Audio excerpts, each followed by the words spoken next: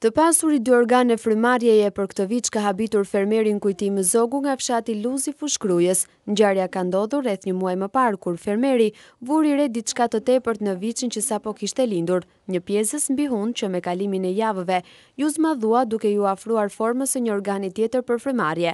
Kryeveterineri Namik Dalipi e shpjegon këtë dukuri me një deformim gjenetik.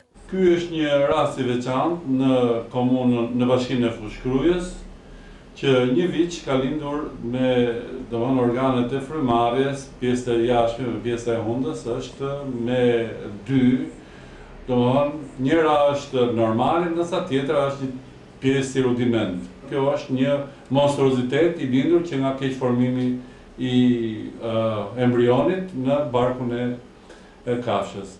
Veterineri siguron gjithashtu se nuk ka asgjë shqetësuese, ndërkohë që viçi gëzon shëndet të mirë dhe nuk ka patur probleme me frymarrjen, ndonse pamja e tij nuk është as pak e zakontë.